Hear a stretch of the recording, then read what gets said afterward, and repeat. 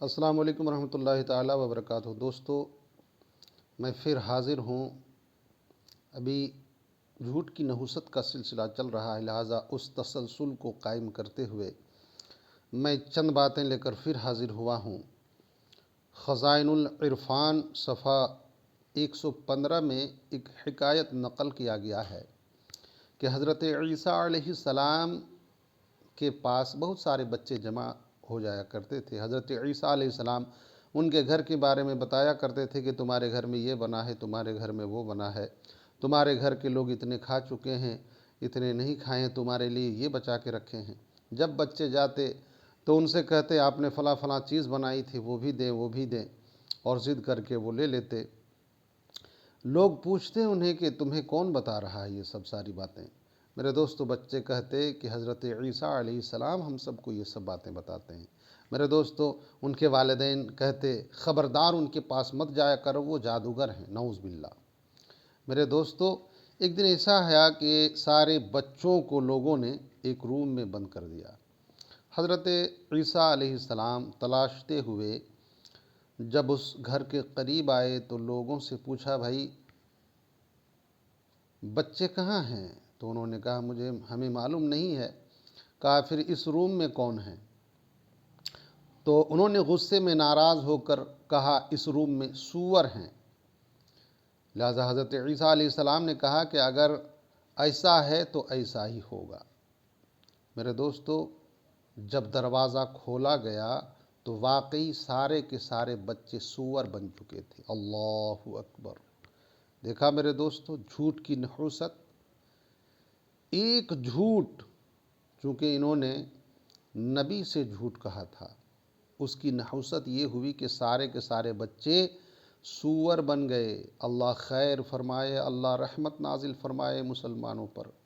میرے دوستو، آج ہم جھوٹ اتنی بول رہے ہیں، اتنی جھوٹ بول رہے ہیں کہ گنتی سے باہر ہے۔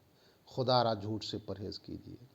حضرت حاتم اصم رحمۃ اللہ علیہ، ایک بہت بڑے بزرگ گزرے ہیں، بیان کرتے ہیں کہ قیامت کے دن حساب و کتاب کے بعد جہنمی جب جہنم میں چلے جائیں گے تو جہنمیوں میں جو جھوٹا انسان ہوگا، جو جھوٹ کی وجہ سے جہنم گیا ہوگا، تو فرماتے ہیں مجھ تک یہ بات پہنچی ہے کہ جھوٹا انسان کتے کی شکل میں ہوگا، جہنم میں کتے کی شکل میں ہوگا۔ اور پھر فرماتے ہیں کہ جو حاسد ہیں، حسد کرنے والے ہیں، حاسدین جہنم میں سور کی شکل میں ہوں گے۔ اللہ اکبر!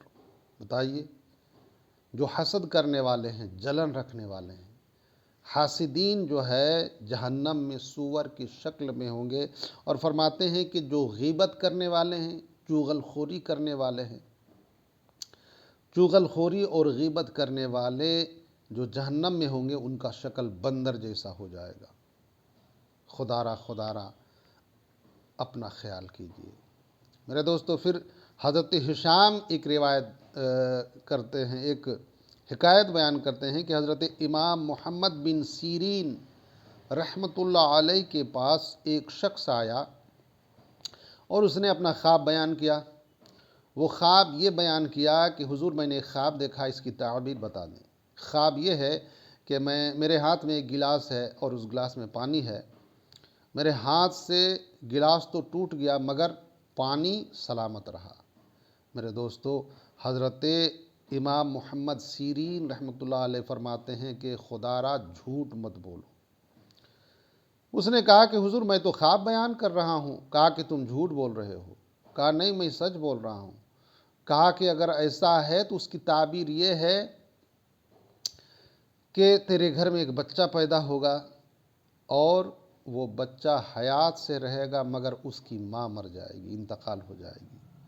میرے دوستو، حضرت امام محمد سیرین فرماتے رہے کہ تم جھوٹا ہے، جھوٹ بول رہے ہو۔ لیکن اس نے کہا نہیں، میں نے یہ خواب دیکھا ہے۔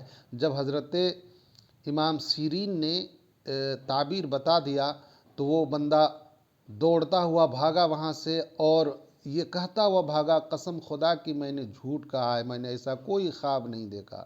کہنے والے نے کہا خدا کے بندے، تم نے تو جھوٹا بیان کیا ہے، لیکن امام سیرین نے تو تعبیر بتا دیا ہے۔ حضرت ہشام فرماتے ہیں رحمۃ اللہ علیہ کہ کچھ دنوں کے بعد واقعی ایسا ہوا، اس کے گھر میں ایک بچہ پیدا ہوا، بچہ تو حیات سے رہا مگر اس کی ماں انتقال کر گئی۔ اللہ اکبر۔ میرے دوستو، خدا را کبھی بھی بزرگوں کے سامنے، علماء کے سامنے، جھوٹ تو جھوٹ ہی ہے مگر خصوصیت کے ساتھ کسی عالموں کے پاس، پیروں کے پاس، بزرگوں کے پاس جھوٹ نہ بولا کریں۔